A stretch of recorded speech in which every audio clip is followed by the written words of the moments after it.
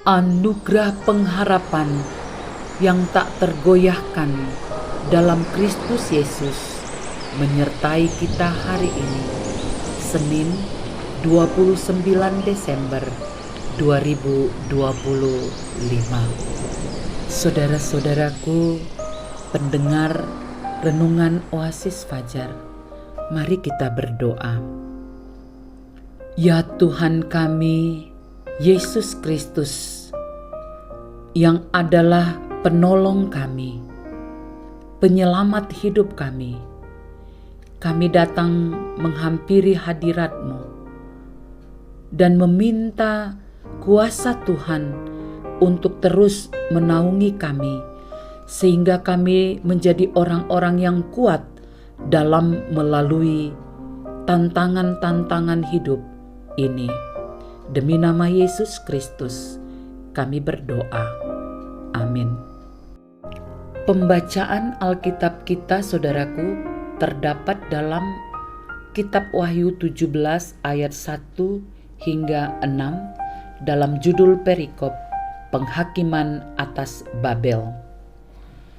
Lalu datanglah seorang dari ketujuh malaikat yang membawa ketujuh cawan itu dan berkata kepadaku, "Mari ke sini, aku akan menunjukkan kepadamu putusan atas pelacur besar yang duduk di tempat yang banyak airnya. Dengan dia, raja-raja di bumi telah berbuat cabul, dan penghuni-penghuni bumi telah mabuk oleh anggur percabulannya. Dalam roh aku dibawanya ke padang gurun, dan aku melihat seorang perempuan duduk di atas seekor binatang yang merah ungu, yang penuh tertulis dengan nama-nama hujat. Binatang itu mempunyai 7 kepala dan 10 tanduk, dan perempuan itu memakai kain ungu dan kain kirmizi yang dihiasi dengan emas, permata, dan mutiara, dan di tangannya ada suatu cawan emas penuh dengan segala kekejian dan kenajisan percabulannya.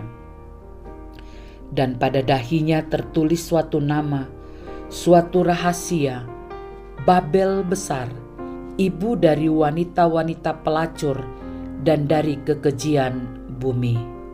Dan aku melihat perempuan itu mabuk oleh darah orang-orang kudus dan darah saksi-saksi Yesus." Waspada terhadap kuasa yang menyesatkan. Ini judul renungan hari ini, diambil dari ayat 3 sebagai penekanan.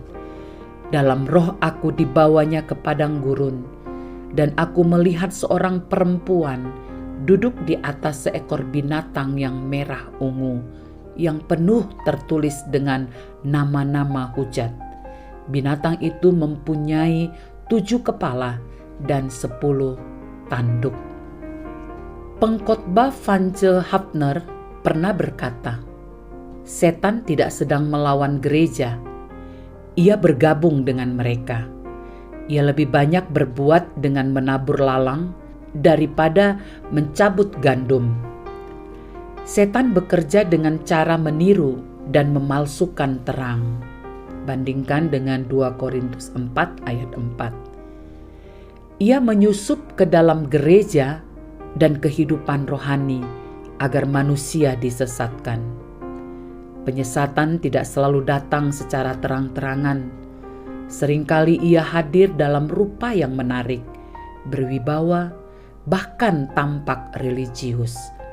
Itulah sebabnya kita harus memiliki kepekaan rohani agar mampu membedakan mana yang berasal dari Allah dan mana yang berasal dari si jahat.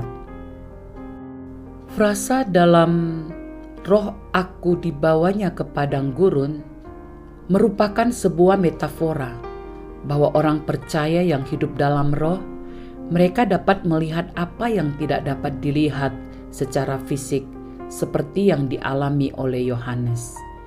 Dalam roh, ia melihat antikristus yang dilambangkan dengan seekor binatang berwarna merah ungu yang memiliki 7 tanduk dan 10 kepala.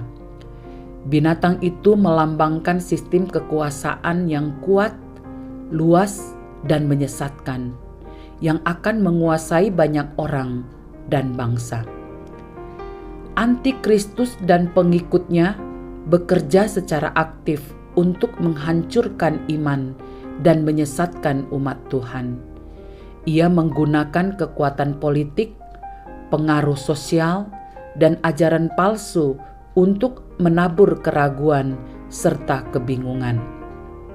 Oleh sebab itu, kita harus waspada dengan segala bentuk ajaran yang bersifat menghasut dan manipulatif, yang pada akhirnya menjerumuskan hidup kita dalam pelbagai kesengsaraan. Jadi, serahkanlah hidup kita seutuhnya untuk dipimpin oleh Roh, agar kita tetap waspada, diluputkan, dan dilindungi dari serangan antikristus. Penegasan, Allah berdaulat atas kehidupan umatnya. Hiduplah menurut ketetapan dan firman-Nya. Saudara-saudaraku, marilah dengan sikap berdoa kita menghampiri hadirat Tuhan dan berdoa.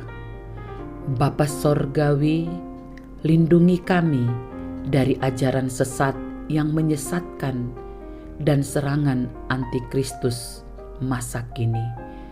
Dalam nama Tuhan Yesus, amin.